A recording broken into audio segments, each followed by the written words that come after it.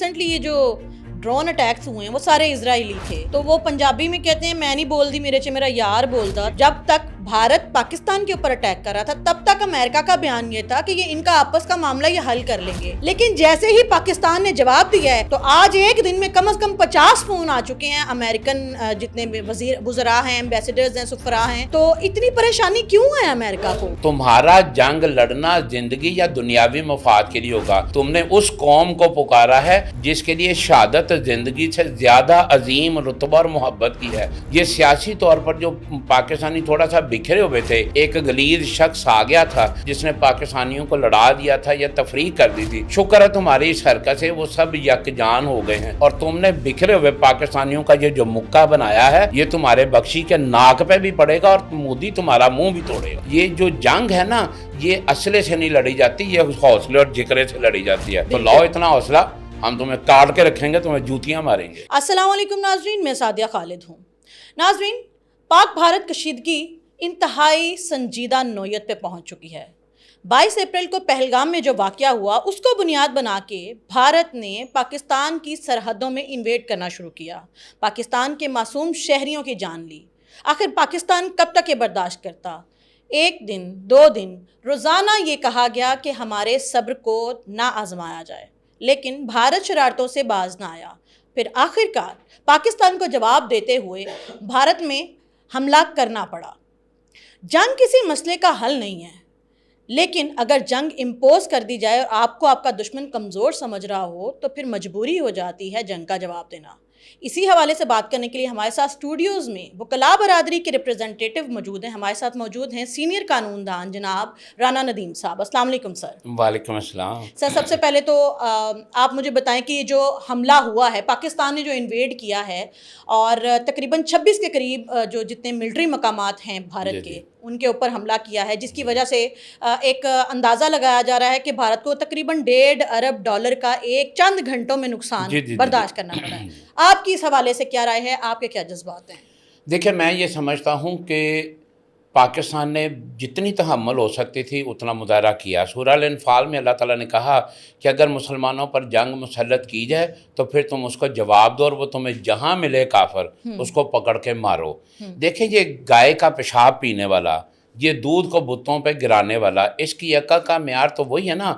یہ وہی ہے جسے ہم ابو جہل کہتے ہیں, وہ بھی بتوں کا ہی پرستش کرنے والا تھا.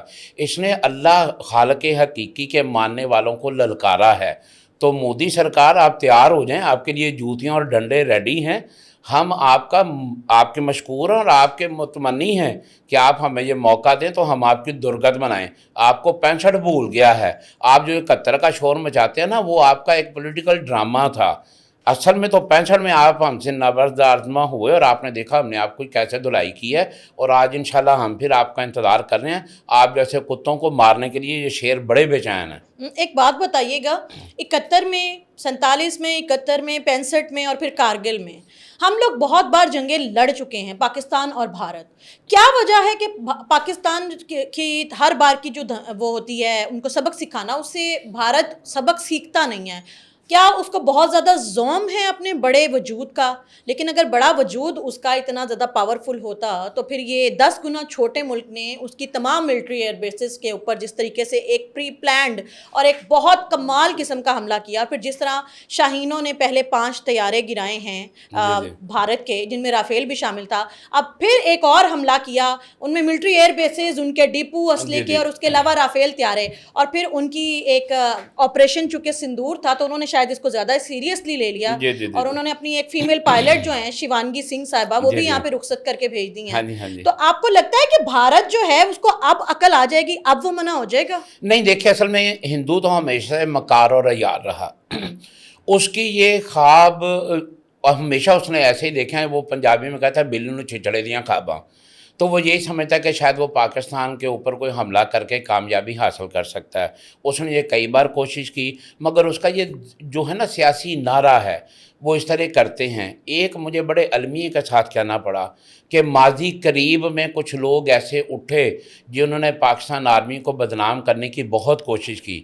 میں آج ان بھونکنے والے کتوں سے سوال کروں گا کہ آپ تو اپنے گھروں میں سو رہے ہیں اور جن کو آپ برا کہہ رہے تھے انہوں نے دیکھیں کیسی شاندار اللہ کے نام پہ آپ کی حفاظت کی ہے.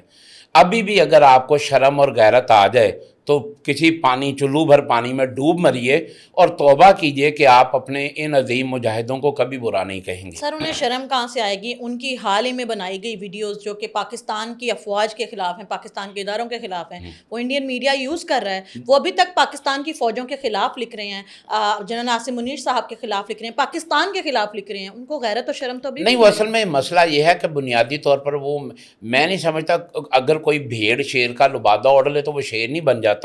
کسی کا پاکستان میں پیدا ہو جانا اس کو پاکستان نہیں بناتا اگر وہ محب وطن نہیں ہے.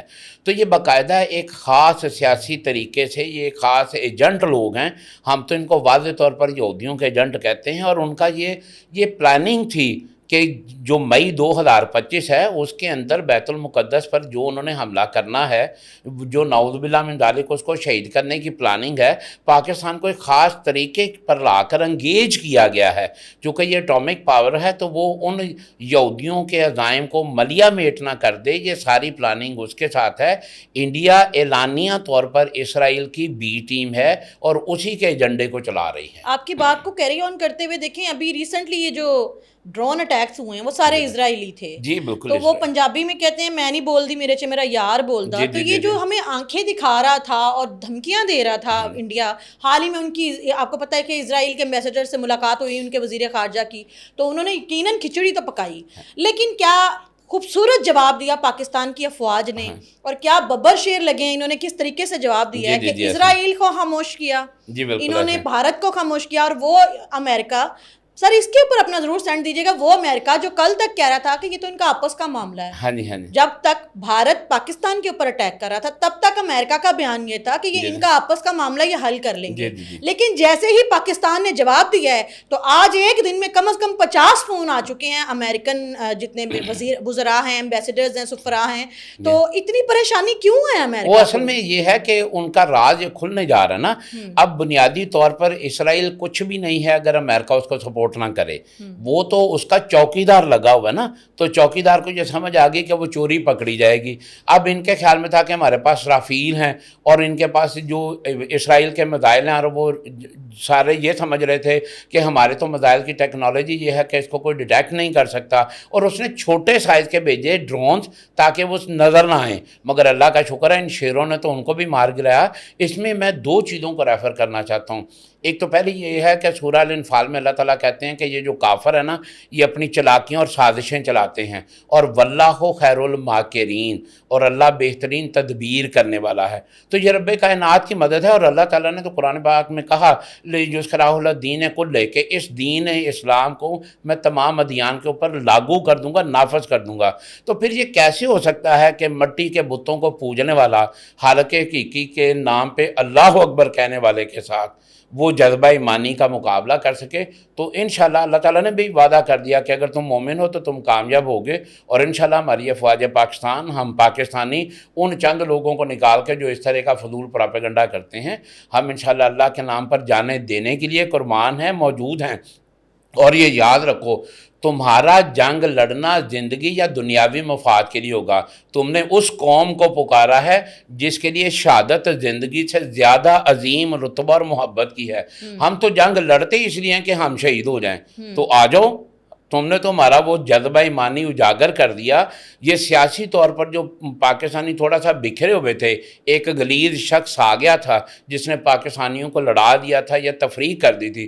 شکر ہے تمہاری اس حرکت سے وہ سب یکجان ہو گئے ہیں، اور تم نے بکھرے ہوئے پاکستانیوں کا یہ جو مکہ بنایا ہے یہ تمہارے بخشی کے ناک پہ بھی پڑے گا اور مودی تمہارا منہ بھی توڑے گا. اور وہ جو میجر گورو آریہ صاحب کہتے تھے کہ میں پنڈی کو جلتے ہوئے دیکھنا چاہتا ہوں، کراچی کو جلا دو، کراچی کی بندرگاہ کو. اور آج ان کا اپنا پٹھان کوٹ جل رہا ہے، ان کا اپنا اڑی جل رہا ہے، آج ان کے اپنے گجرات جل رہے ہیں. مطلب وہ جو ان کو لگتا تھا کہ پاکستان چھوٹا ہے تو ہم پاکستان کے اوپر اٹیک کر کے اس کو ختم کر سکتے ہیں. ان کا غرور کیسے خاک میں ملا؟ وہ وہی واقعہ نا جیسے غزوہ بدر میں عتبہ اور شیبہ آئے تھے، ابو جہل آیا تھا، تو یہ بھی تو ابو جہل ہی ہے نا، بت پرست ہیں. انہوں نے عددی اعداد کے اوپر انہوں نے اپنا انحصار کیا تھا تو اللہ تو کہتا ہے متا نصر اللہ الا ان نصر اللہ کریم. تو جب اللہ کی مدد آتی ہے تو عددی اعداد کچھ بھی نہیں کھوتے. یہ جو جنگ ہے نا یہ اسلحے سے نہیں لڑی جاتی, یہ حوصلے اور جگرے سے لڑی جاتی ہے. تو لاؤ اتنا حوصلہ, ہم تمہیں کاٹ کے رکھیں گے, تمہیں جوتیاں ماریں گے. ایک اور بات بتائیے گا, کہیں بھی پوری جو سویلائزڈ دنیا ہوتی ہے وہاں پہ کوشش کی جاتی ہے کہ پیس اور امن کے ساتھ ترقی کی طرف جو ہے وہ جایا جائے. 1 ارب کی آبادی ہے بھارت کی, اور وہاں پہ بہت سے مسائل ہیں, بھوکوں مر رہے ہیں ان کے لوگ, ان کے پاس جو ہیں وہ اپنے گھر نہیں ہیں, سلمز میں رہتے ہیں, فٹ پاتھس پہ رہتے ہیں, پھر دین ان کے ٹوائلٹس نہیں ہیں ان کے پاس کھانے کو کچھ نہیں ہے, تعلیم کے مسائل ہیں. ان کے اوپر فوکس کرنے کی بجائے جنگ کر کے انہوں نے پلوامہ والا بھی جو کام کیا, اور پھر اس سے پہلے بھی انہوں نے چھتیس سنگھ پورہ والا ایک ڈرامہ کیا, اب یہ انہوں نے جو پہلگام والا واقعہ کیا ہے. اب جس دن سے پہلگام والا واقعہ ہوا ہے سر, بھارت کو ابھی تک معاشی طور پہ 8 ارب کا ٹکا لگ چکا ہوا ہے, 8 ارب ڈالر کا, اور یہ ایک رات میں 1.5 ارب ڈالر کا مزید ٹکا لگ گیا. ایک ایسا ملک جس کی عوام پہلے ہی بھوکوں مر رہی ہیں, آپ کو نہیں لگتا ان کو ابھی عقل کر دینی چاہیے؟ ان کو عقل کرنی چاہیے. آپ نے جتنا فکر بتایا اس میں آپ ایک چیز بھول گئے, اس کو میں ایڈ کر دیتا ہوں کہ وہاں خواتین کے پاس پہننے کے لیے پورا لباس نہیں ہے. خوراک اور فٹ پاتھ پہ سونا تو علیحدہ بات ہے, ایک چادر سے وہ اپنا جسم ڈھانپتی ہیں, اور وہ بھی ان کا آدھا ننگا ہوتا ہے. اگر پھر بھی ان کو شرم نہیں آتی تو پھر کیا کر سکتے ہیں؟ بنیادی طور پر یہ ایک بین الاقوامی سازش کو یہاں پروان چڑھانے کی کوشش کی گئی. یہ ایسے فیکٹس اینڈ فگر ہیں جس کے لیے اب ان کو ڈپلوائے کیا گیا تھا. یہ سمجھ رہے تھے کہ ہمارے پاس پیچھے سے بڑی سپورٹ آ جائے گی اور ہم ایک 10 گنا چھوٹے ملک کو منٹوں میں ملیا میٹ کر دیں گے. مگر یہ ان کی غلط فہمی ہے. بخشی صاحب, آپ جیسے لوگوں کو, آپ کی شکل کے لوگوں کو ہمارے جگیردار جو ہے نا کتے پالنے پہ رکھتے ہیں. تیری اتنی اوقات ہے تو چیف آف آرمی اسٹاف بنا ہوا ہے, تیرے جیسے ہمارے چودھریوں کے کتے پالنے والے ہوتے ہیں. میجر گورو آریہ انڈین میڈیا کے اوپر کھڑے ہوئے کہے تھے ہم نے کراچی فتح کر لیا, ہم نے پنڈی میں آگ, وہ ہاتھ اٹھا کے نا للکارے مار رہے تھے. ابھی وہ کہہ رہے ہیں نا کہ جی اگر خاموش ہیں کیوں؟ وہ اسی وجہ سے کہ ان کے منہ پہ جو تھپڑ پڑے ہیں ان کو سمجھ آ گئی. دیکھیں کتنی خوبصورت اللہ کی مدد ہے کہ ہمارے ایئر کرافٹ گئے ہیں, وہ وہاں سارا کچھ تباہ کر کے آئے ہیں, اور اللہ کا شکر ہے نہ جانی نقصان ہے نہ مالی نقصان ہے. جی بالکل, میں یہاں سے ہی پوچھنا چاہوں گی کہ جو ہمارے جتنے شاہین تھے جو ایئر کرافٹ لے کے گئے ہیں, JF-17 تھنڈرز لے کے گئے ہیں, وہ جانے سے پہلے اپنے ڈیتھ وارنٹ پہ, وصیت ناموں پہ سائن کر کے گئے. یہ بہت بڑے جگرے کی بات ہوتی ہے, یعنی آپ خود سے لکھ کے لے کے جا رہے ہیں خدا حافظ. بہت ساری سر ویڈیوز آئیں جس میں میدان جنگ میں کھڑے ہوئے بچے کہہ رہے ہیں, ایک ویڈیو وائرل ہے ایک فوجی جوان کی, تو وہ کہہ رہا ہے مما مجھے نہیں پتا میں آپ سے ملوں گا یا نہیں, تو ہمیں اگر زندگی رہی تو ملیں گے, خدا حافظ, آئی لو یو مما. یہ جو جذبہ ہے اس کے ساتھ آپ کو لگتا ہے کہ اب یہ عقل کر جائے گا انڈیا؟ آپ دیکھیں کہ اگر آپ ان ویڈیوز کو دیکھیں جو پاکستانی شہینوں کی ہے تو یوں لگتا ہے جیسے ہم ایک ویڈیو گیم کھیل رہے ہیں. یار وہ کیا مہارت ہے ان کی, کیسی بہترین ان کی فلائٹس ہیں, اور کیسا کمال ہے. میں تو اس جذبے کو سلوٹ کرتا ہوں, سلام کرتا ہوں, اور یہاں میں یہی کہتا ہوں کہ آپ انڈیا جی ابھی بھی عقل کر جاؤ, ورنہ وہاں لتر پڑیں گے جہاں کا نام میں یہاں بیٹھ کے آن ایئر کہہ نہیں سکتا. عوام ان کی جو ہے, جاتے جاتے آپ سے پوچھنا چاہوں گی کہ جو بار بار کہہ رہی تھی حملہ کرو, اب کل ویڈیوز آتی ہیں وہ رو رہے ہیں, وہ بڑے دکھی ہیں, کیا ان کی وہ عوام جو ہندوتوا مائنڈیڈ ہے, کیونکہ ان میں سین مائنڈیڈ لوگ نہیں ہیں, لیکن وہ جو جنگ کو بڑا فیسنیٹ کر رہے تھے, جو جنگ کے لیے پریشر رائز کر رہے تھے اپنی گورنمنٹ کو, کیا ان کو اب عقل آ جائے گی؟ کیا ان کا اب غرور ٹوٹ چکا ہے؟ دیکھیں میں پاکستان کے لیے ایک ہی ریکویسٹ کروں گا ارباب اختیار سے کہ اگر وہ آپ سے معافی مانگتا ہے, اور آج اس نے کہا بھی کہ اگر انڈیا ہاتھ روک دے تو کیا پاکستان ہاتھ روکے گا. انڈین میڈیا چیخ رہا ہے کہ جب آپ اپنی ایئر بیس کو ڈیفینڈ نہیں کر سکے تو آپ عوام کو کہاں ڈیفینڈ کریں گے. یہ چونکہ مسلمان ہیں اور نبی کریم صلی اللہ علیہ وسلم کا فرمان ہے کہ شب خون مت مارو, اس لیے ہم نے جو اٹیک کیا, ہم نے جو جواب دیا وہ فجر کے بعد دیا. یہ مسلمانوں کا شیوا ہے. تو یہ یاد رکھیں اگر یہ معافی مانگتے ہیں تو ان کو معاف نہ کریں, ورنہ ہماری آئندہ آنے والی نسلیں بھی ان کتوں کو ایسے طرح ہی دیکھیں گی. ان کو نیست و نابود کرنا بہت ضروری ہے, چونکہ یہی میرے رب کا حکم ہے اور یہی سورہ توبہ میں فرمان ہے. صحیح, بہت شکریہ سر. جاتے جاتے کہنا چاہوں گی کہ جب لیڈر ببر شیر ہوتے ہیں تو پھر اس کی پورا جو گروپ ہوتا ہے یا پھر جو اس کے فالوورز ہوتے ہیں ان میں خود بخود جذبہ ایمانی جاگ جاتا ہے. تو سلوٹ کرنا چاہوں گی میں حافظ عاصم منیر صاحب کو, ہمارے آرمی چیف کو, جن کی لیڈرشپ میں ایک پوری قوم جو بکھری ہوئی تھی وہ اکٹھی ہو گئی, یکجا ہو گئی. جو نوجوانوں کے جو حوصلے تھے پست تھے وہ ماشاءاللہ پھر سے جوان ہو گئے ہیں. اور میں داد دینا چاہوں گی پاک فضائیہ کے شاہینوں کو کہ جنہوں نے ایسا کرارا جواب دیا اور ایسا تھپڑ مارا ہے بھارت کے منہ کے اوپر جس کو لگتا تھا کہ 10 گنا چھوٹا ملک ہے, اس کے ساتھ کچھ بھی کر سکتے ہیں. یقیناً آپ لوگ بھی بہت خوش ہوں گے اس سارے منظرنامے پہ. آپ سب کو ہماری طرف سے بہت مبارک ہو. کچھ کہنا چاہتے ہیں کمنٹ باکس میں رائے کا اظہار کیجئے. ملتے ہیں اگلے پروگرام میں. اللہ حافظ.